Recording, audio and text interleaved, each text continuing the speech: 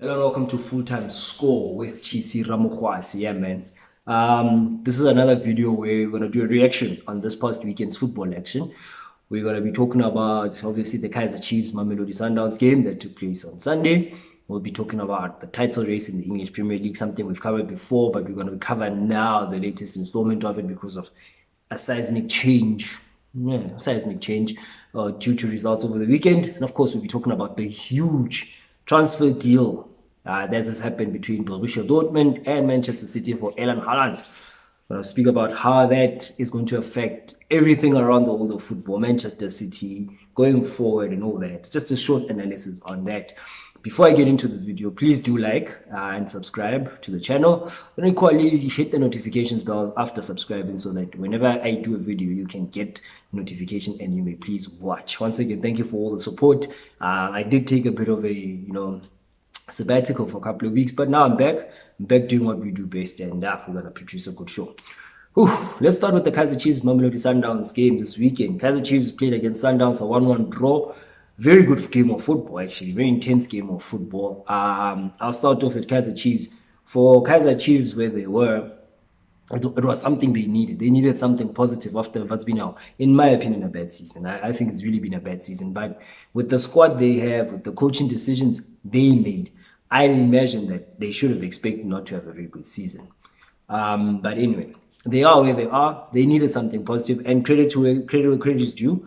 The players came out and gave them something positive about. I particularly enjoyed watching Bruce Vuma. I really think he should be the number one going forward, but obviously they need to compete. Also, KG Suhota coming off the bench, he gave Sundowns hell. Billard had a decent game. Dolly had an okay game, missed the penalty. That can be something of a red mark on his report card if he were to do one. But overall, it was a good performance from Kaizer Chiefs. With that said, I always like to go back and say, it's very easy to play Sundowns. And not because Sundowns are not strong. It's easy to play against a team that you know is going to dominate ball position, and you just have to sit back, win the possession back, win possession back in certain areas. Try hit 1-2, and you're in. And that's what Chiefs were doing. They were playing on the transition. I said this in a previous video that it's so easy when you play a Sundowns and you can get them on a good day in terms of your transitional play, because once Sundowns set up a high line, generally the defense doesn't have the legs to turn back and run, especially Saturday's defense. Lubusa isn't exactly the quickest player in the world, so you could take advantage of that. And Chiefs were doing that to the team, and Chiefs were very creative, and Sundowns started sitting a bit deeper once they were under pressure, and equal Chiefs started creating more and more and more. Kaizer Chiefs should have won that match, but they didn't. But as I said, it's easy to play against that. But now the problem with Chiefs isn't playing Sundowns, isn't playing Pirates.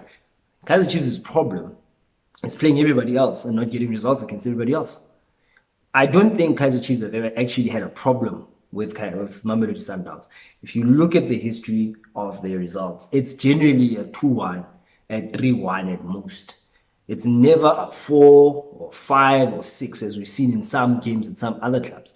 It's always 2-0, 1-0 between each other, and it's never one team dominating over the other. It's always they win the first round, they win the second round, they win like that. It's never been Sundowns win both games. Chiefs have done it in the past. Yes, they've beat Sundowns twice on season.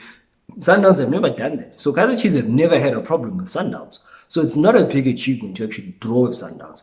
And it's a problem that I actually have with a lot of Kaizer Chiefs fans, to actually, this mentality to think your season hinges on 1 or 2 games, one game being against Orlando Pirates and the other game being against Mamelodi Sundowns. It doesn't hinge on that. You look at Sundowns as a Chiefs fan and as a Chiefs player, and you think of Sundowns, they win the league because they beat everybody else. Like literally, they beat everybody else.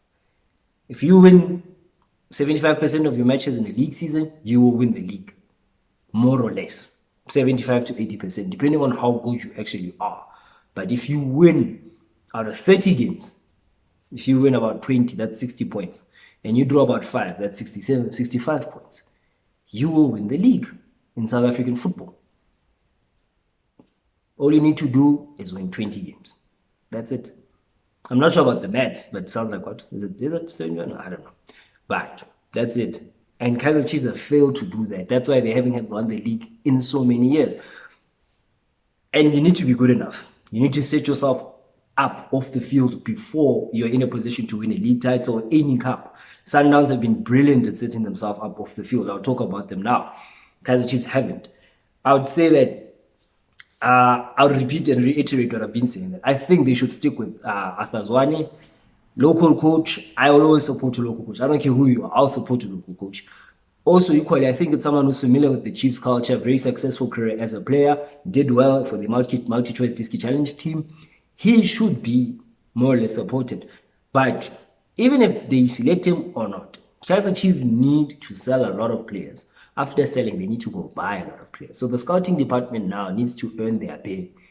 Get rid of certain guys and get certain guys in. And give Zwane the time, or whoever they want to bring in, the time and opportunity to build a team. But you can't build a team with Bokune, Cardoso, Matoho, Castro, even Manyama, I'll mention his name, Cole Alexandra. Some of those guys, I'm sorry to say that they're just not, they're at an advanced career, advanced stage in their career. You need to move them on and bring in the younger guys that you know what, for 4 years I've got this team and I can build with this team when we can just play puzzles, fit in here and there. But because South African teams believe in shortcuts and quick fixes, they think signing a new coach and signing 2 new players will fix everything. And it's not going to fly like that. Kaizer Chiefs they're in tatters, in my opinion. Yes, they get results. They finish top 4, top 3 possibly, but they are in tatters as a club because they haven't won a trophy in almost 10 years and they are a big club. But the problem is not on the field alone. It starts off the field with number 1, recruitment of players. Number 2, the philosophy. Number 3, the structure. Last but not least, coaching.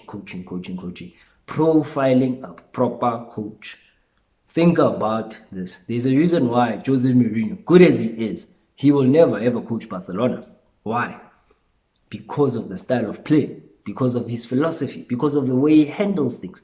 It's not, it's not coincidence, or it's not on par with what Barcelona want to represent as a football club. You just don't bring in someone to coach your club because they're successful. That's what I want to say about Chiefs and that match. In terms of the guard of honor, credit to Chiefs for doing it. They don't even have to get credit. We don't even have to mention it because it's sportsmanship. I've seen this in cricket, man. When we played cricket, we'd be smashed by one guy, like he would really give it to us, Torre tie. And after the match, we'll all run to him and shake his hand. It's sportsmanship to say, hey, man, you guys achieved, or whatever, you achieved well, handshake, move on with your life. I don't really understand why it's a big deal, but I'll mention that as well. For Mamelodi Sundowns, the big C word always comes to mind nowadays. It's the complacency one. I'm not saying they are complacent. I can't accuse them of it, but there's a hint of that. First of all, they didn't, in my opinion, didn't have their best team out on Sunday night. With that said, Sundowns have a quality team. They should be able to compete regardless of who they put on. Some of the players are a bit off rhythm. It can happen. Equally, as I said, complacency, nothing to play for in the league, just a matter of targeting a certain amount of points, pride because you're playing against the Kaizer Chiefs. All of those factors come into it so that it can actually boost you. But they played okay. They didn't play well. It wasn't their best game. But there's one couple of players that I was really impressed with. I was very happy with Aubrey Modiba. I mean, Sundowns literally now have the best left backs in the country. First choice and second choice, by the way. Modiba, 3 Men of the Match awards. I hope the Bafana coach is watching, unless he has excuses again not to select.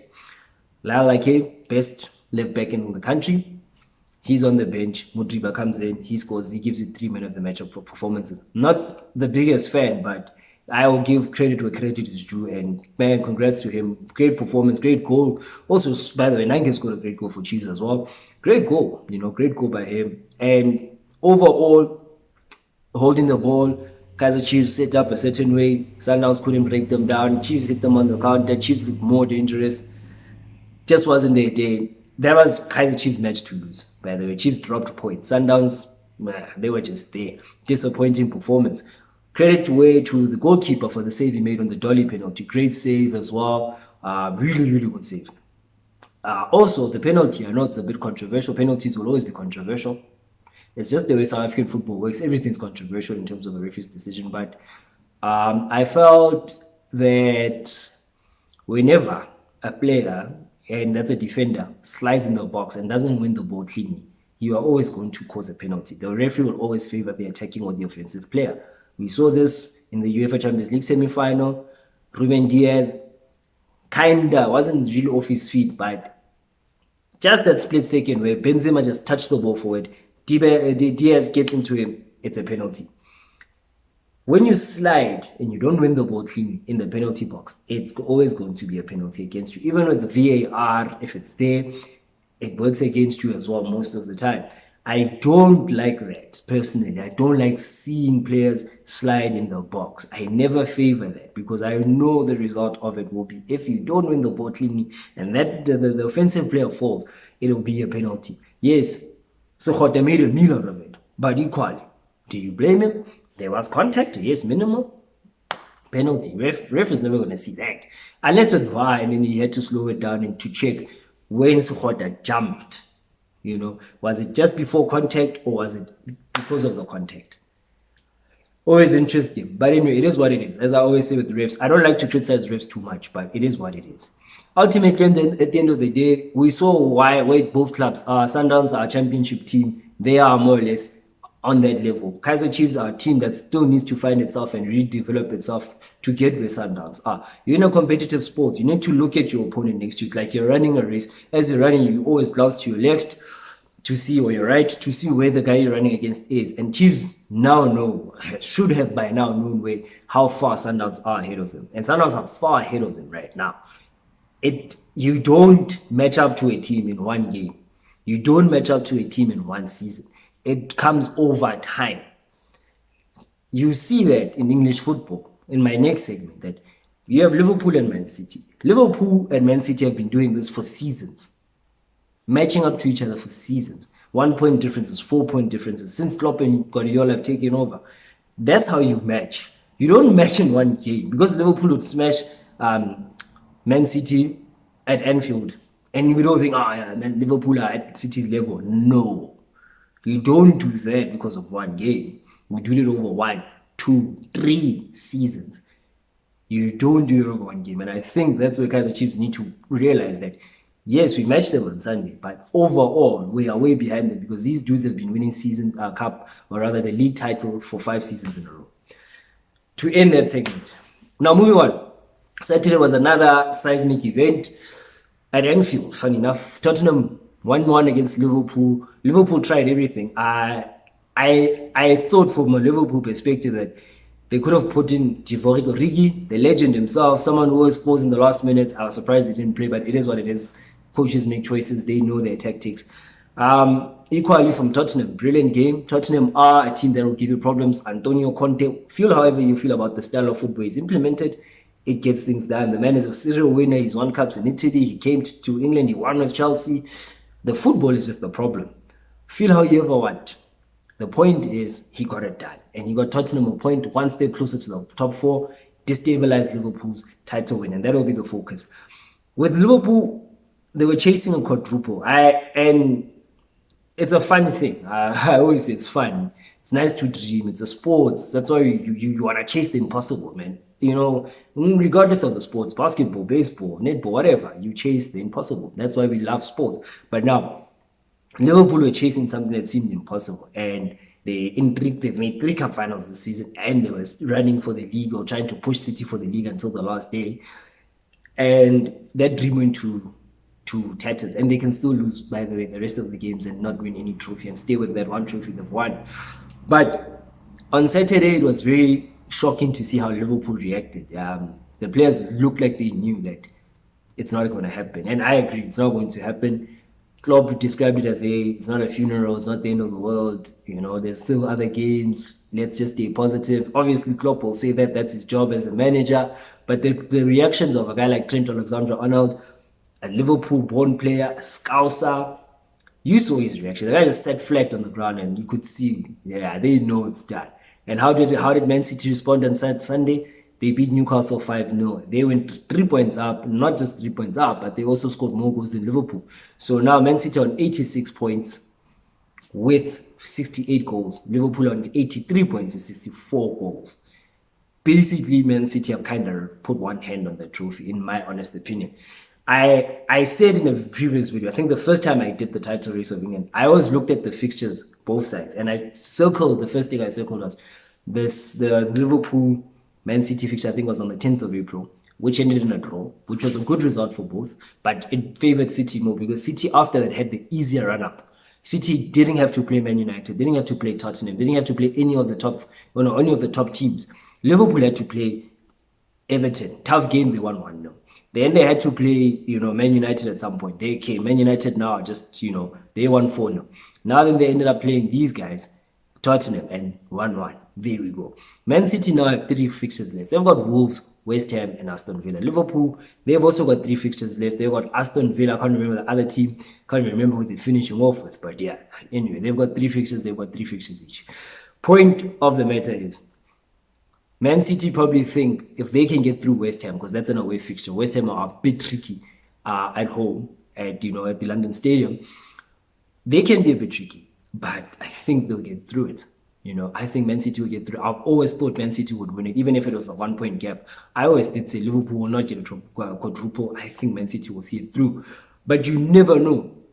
It's football. Anything can happen. Man City now, they've come out, they said they've got injuries in most of their defensive areas. So they probably say they don't have a defense. But if you really think about it, that shouldn't bother Manchester City because most teams don't attack Manchester City that much. They're a very high possession football based football team. They high press team. They win the ball back quickly. So who's really going to attack Man City? I really don't see any of the teams they're playing now going to give them problems. They're playing Aston Villa at the end, just led by Liverpool legend Steven Gerrard. I don't think that will be a problem.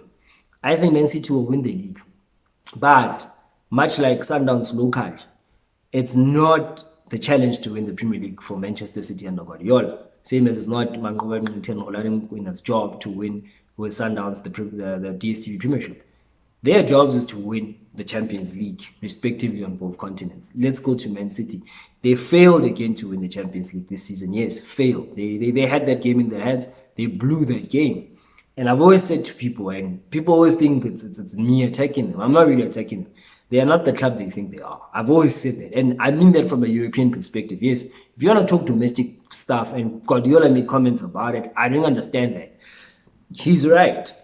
They've been successful for the past 10 to 15 years. They've made a lot of noise. They've done brilliantly well. They got the money, the big investments. They've used the money wisely. They've been very successful. They're about to win what looks like a 4th Premier League in 5 seasons. 4 Premier Leagues in 5 seasons. That's something that's really not been seen since the days of Man United and Wenger, those days. Even they probably didn't win it like that. And they've got these high amounts of crazy points totals and goals scored and all that. It's fantastic to watch. I love it, and they've done well. But they're not the club they think they are. I've always said that. Yes, they've done well. But when you start comparing yourself to maybe a Madrid or a Barcelona, Bayern Munich, and I'm speaking European with a Champions League, you are nowhere near them. They compare themselves a lot with Liverpool. And Guardiola confused me, as I mentioned, when he said Liverpool haven't won one title for 30 years. They won one title in 30 years, and but they are a great club in Europe. But when it comes to Premier League, they're not great. He's right. We can't deny that. Equally, it's not as if Liverpool didn't win any trophies in that time. They won 2 Champions League, something you failed to win. They were still in the mixes of Carabao Cups. They were still there, just that they couldn't win the league. So some of the comments confuse me. I don't think it's necessary to comment on something. I'm one person who feels if I'm number 1, why would I want to comment about number 2 or number 3? I'm number 1. I'm focused on staying number 1. That's how I feel about it. But it's a competitive sport. People will say certain things to get certain reactions, and it sometimes works, sometimes it doesn't. When you speak about this Liverpool and Manchester City era that everybody seems to deny, no one, if you follow the history of the Premier League particularly, so when I talk Premier League, I'm talking from 1992 to today, we've never really witnessed a rivalry where 2 teams are like this, neck and neck most of the time. 4 seasons ago, it was similar. I think City won at one point. Liverpool then blew it out of the water and won it. Manchester City blew it out of the water and won it last season. Now here we are. It was 1 point. Now it's a 3-point gap. We hardly ever seen an era where 2 teams are this closely contested. And with what I'm going to say next, it goes to show just how good Jurgen Klopp is in Liverpool is. This is not a Liverpool promo video, but it's simply just to go show you that Manchester City spends so much money, almost £1 billion and euros, to build the team that they are. Jurgen Klopp hasn't spent even half of that, and he's built a team that can compete toe-to-toe with these guys. It says something about them, but equally, it tells you that Man City now are just that team that wants to absolutely strangle everybody, and they want to be that super club that they think they are, and they are not yet. But they are going to be. Probably 20, 30 years from now, they'll be a super club. With that said, you get news then yesterday that they've signed Ilan Haaland for a package of over 118, million, euros. That's a lot of money, man. I could do with like a 10 million euros, but these dudes are spending 180 on a player. But it's a big signing. It's not. I would say my analysis would start with it's not response to losing the Champions League to Real Madrid in the semi-final. It's what Manchester City needed to do because they haven't played with a striker all season. And they probably realized that we would be better off with a striker. And it's Man City, with all the money in the world in terms of football. Go get the best striker in world football. And it's Erling Haaland. Yes, there's Darwin Núñez, who plays at Benfica. I like him, fan. But you want to get someone who can quickly adapt to English football and start banging in goals. And Erling Haaland is that guy. Has a bit of an injury record, but his goal scoring record is fantastic. And he's an amazing football player. You go get that guy, and it sends a message to everybody else. Sends a message firstly to Liverpool to say, yeah, catch us if you can. And Liverpool won't. No one will. Man United, are you going to catch us? Chelsea, what are you going to do? It sends that message to everyone else to say to you, yo, how far are you willing to come to catch us? You're not going to compete with Manchester City on the financial stakes, but you can compete with them on the field. Won't be easy with the type of quality they keep buying season in, season out. So I wonder how other clubs are going to respond, because at the end of the day, I mentioned it. If you're running a race, you look into your left, you look into your right, you need to be able to compete with the person who's running ahead. And Manchester City are leading the race in English football. They are the domestic champions. I think they're going to win the league. But how are then the other teams like Liverpool and all these guys going to compete? Bringing back Haaland, world-class player, great record. We've seen this guy, exciting player at Borussia Dortmund. I believe he'll adapt to the English Premier League quickly. I believe he'll be banging in goals rapidly. Probably won't be doing it at the same ratio because English Premier League is a lot more close. Certain clubs are a lot more stingy with their defensive tactics, but he will still score. And what's what Man City needed? They needed someone to score. He may just be, we've said this before with Man City, by the way, he may just be that player that elevates them to that level where they feel they can win the Champions League. Maybe not even once, but a few more times in his career there. Signs as the norm in European teams, long-term contract, he's secure. They've secured him. He's about 21. So he's going to be there for a long time. And I think he'll probably, if he continues the way he does, no injuries or any other nonsense, he could be probably Manchester City's greatest goal scorer of all time, the way he scores goals. He could probably surpass Sergio Aguero at the end of his Manchester City career. Equally, there's another player they signed, Manchester City, an exciting Argentinian 22-year-old player called Julian Alvarez from River Plate, all the way in Argentina. He's played a couple of games for Argentina, the first team. Exciting young player, can play as a winger, also as a main striker, a player that Guardiola obviously would like because of that versatility. Watch out for him. They signed him in January, then they loaned him back to River Plate until now. He's going to come back. He's going to be reintegrated into the team. He has to acclimatize. Obviously, English football compared to South American football is different. It's colder, it's more physical, it's tougher, and it's more intense. He just needs to get into that. But I think from what I've seen on him, on the YouTube channels and everything that I've seen, looks a player. He looks a very, very, very good player. I'd be interested to see where they go. The other teams, who they will buy. I'm not sure if Liverpool buy anyone. I believe Manchester City United will be buying a lot of players because they need to get rid of it. Much like I said about Kaiser Chiefs, get rid of most of those guys, bringing in a new batch with a new coach. Chelsea as well. We know Chelsea will always buy someone. Rudiger's now gone. Chelsea now need to get a defensive, a centre back. See how they build. They need to sort out the striking problems because Werner hasn't fired, Lukaku hasn't fired. Maybe they could be in the running for this Darwin Núñez guy there, Benfica. Very good player, by the way. Very good player. I like him. You see Arsenal resurgent, a young, fresh team with a young, fresh coach. Are they going to go to the market and be big spenders? Arsenal have never been big spenders, by the way. We all know that history of Arsenal. It's one or two players that they'll spend big on. Will they go now and maybe try to pull the trigger in something? And this is the effect. As I'm going down this domino, it's the effect of one team buying a huge player with a huge amount of money and saying to the rest of these teams, if you don't do something similar or do something, I'm going to take this league and I'm going to run away with it and you're not going to catch me. As much as I think Man City probably aren't thinking about the league for next year, they want to win it, of course, but they're probably thinking more Champions League, Champions League, Champions League. Now, with that said, the effect is, what are the other guys going to do? I mentioned Liverpool. What are they going to do in the transfer market come the English summer?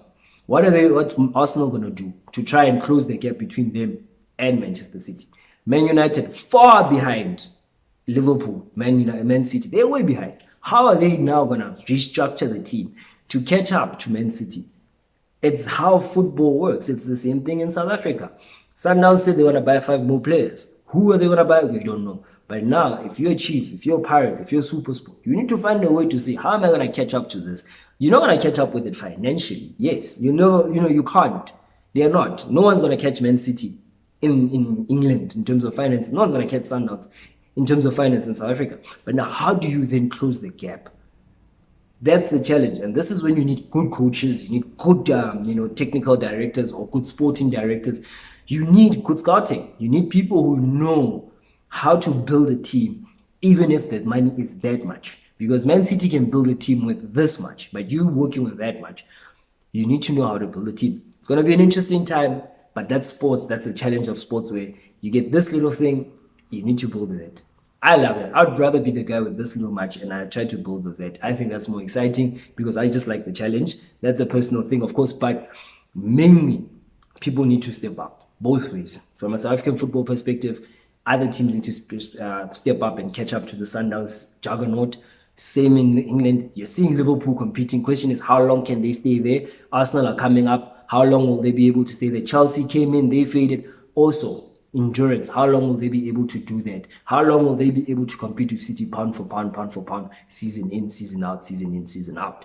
That's the challenge. With that said, Erling Haaland, man, he's going to play at the team his father played for. So good for him. Family ties. Family ties are usually associated in schools in South Africa, but it's good to see a player go play for the club that his father once played for. So nice for him as well. Very, very nice. And now all the best for him. It's a fantastic signing. I guess he just made the Premier League more exciting. Everybody's excited about it. I'm excited about him to see what he's going to bring to the Premier League, of course.